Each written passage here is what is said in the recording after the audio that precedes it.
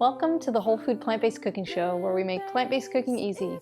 I'm Jill, and today we're going to do something a little bit different. We are going to make a homemade deodorant. It's the all-free whole food plant-based cooking show.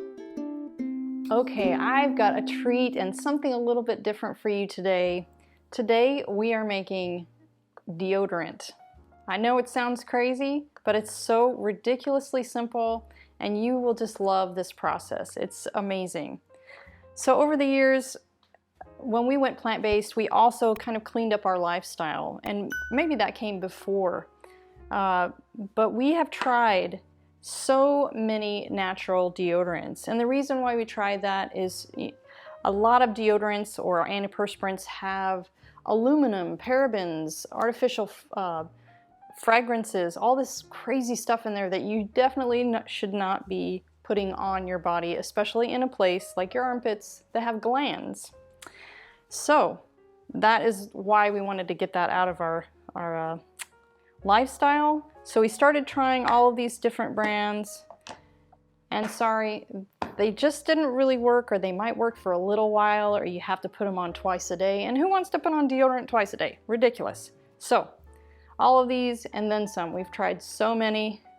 I'm not doing it anymore. We're gonna make this beautiful, silky, super easy to make deodorant with a few ingredients that you probably already have in your kitchen.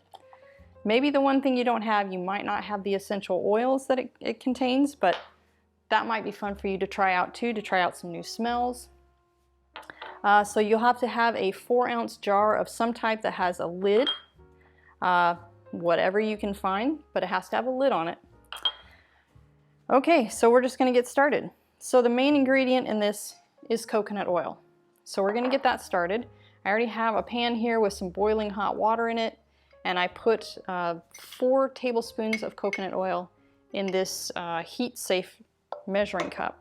We're gonna get that liquefying. You want to completely liquefy that oil. So while that is melting, I'll tell you the other ingredients you need. So like I said before, we're trying to eliminate one of the ingredients in antiperspirants or deodorants, and that's aluminum.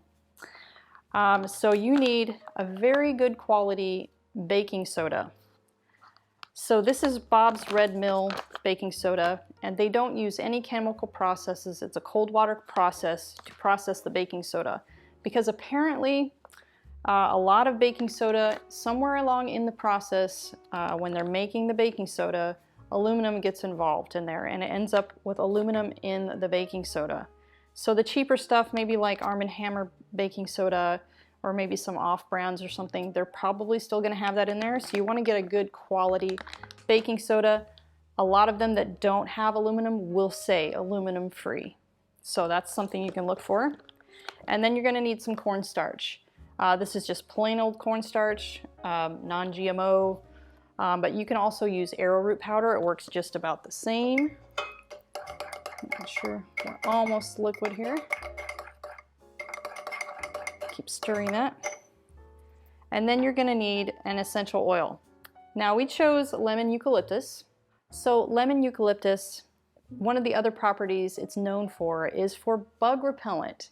And it smells kind of like citronella, like the citronella candles you use for bug repellent. So this smells nice, and it's great for summer. You know, you don't have to put on bug repellent because you already have it in your deodorant. So I think that's a pretty cool double use here. Okay, so our coconut oil is far enough along here, liquefied. Take it out of there. And you want to make sure it's liquefied, because if you don't, and there's still little beads of it in there, sometimes it can be kind of gritty feeling when you put it on. You want to make sure that it's completely dissolved. Okay, so now we're going to put in our cornstarch and the baking soda. And another thing with some of the natural deodorants, if they're in these little jars like this, the paste kind that you put on with your hands, sometimes the ratio of baking soda in there is just too high, and it tends to give people like a rash. And you know, it's really uncomfortable to have a rash in your armpits, so we don't want that to happen. So this one only has a small ratio of the mixture is the baking soda. So you want to get it mixed really well, and then we have to let it cool for just a bit before we put in our essential oils, because if you put the essential oils in while this is still really hot, it kills the natural properties of this oil. Okay, so we're just going to let this sit for probably about 5 minutes, and then we'll come back and add our oil. While we're waiting for that, I'd like to share with you some background on our show. The Whole Food Plant-Based Cooking Show is crowd-funded, which means these free weekly recipe videos, along with our entire catalog of recipes on our website, plantbasedcookingshow.com, and our new Plant-Based Cooking Made Easy cookbook are all made possible in part by the generous patronage of our supporting members. By becoming a supporting member, you gain access to great member perks like monthly product giveaways, free downloads of our ebooks, and access to our in-depth courses, including our 28 Days Plant-Based Made Easy course, where we offer a step-by-step guide to making the switch to a fully plant-based diet. We create this show for the hundreds of thousands of viewers just like you who tune in each month from all over the world to make it easy for everyone to live a plant-based lifestyle. So if you love our content, please join us on our mission and become a supporting member today by following the link in the description. Okay, let's get back to the show. Okay, if you want to come in for a closer look to see what this looks like when it's completely dissolved and mixed in, you can see it's really smooth and silky looking, and you know, this by itself smells so good. But we're going to put our essential oils in there.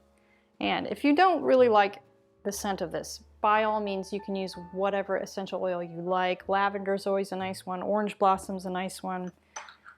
But this just has more double benefits. So we're going to go with 20 drops.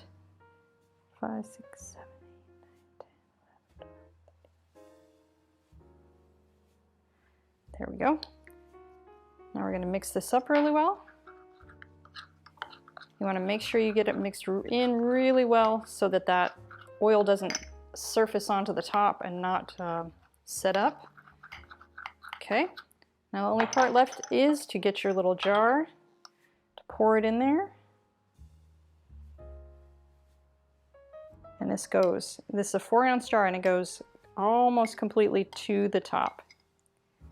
So this amount of deodorant, my husband and I both use the same deodorant, and this little container right here will probably last us over a month, probably 2 months, because you don't use very much.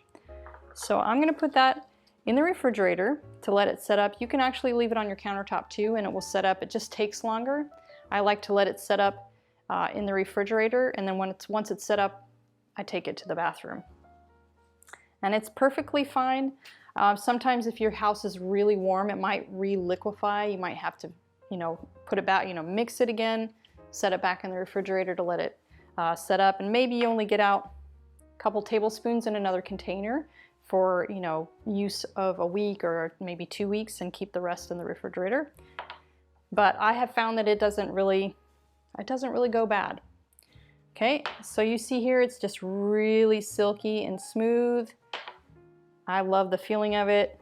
It goes on really well, soaks in, and when you put it on, you really want to just rub it in completely, because the better you get it rubbed in, the less of that you're going to end up with on your clothes, because it does, these natural deodorants, they do get onto your clothes just a little bit. But look at that. It smells amazing. So I hope you guys really like this and you try it out, give it a shot, let me know what you think. Give this video a like, and I'll see you next week.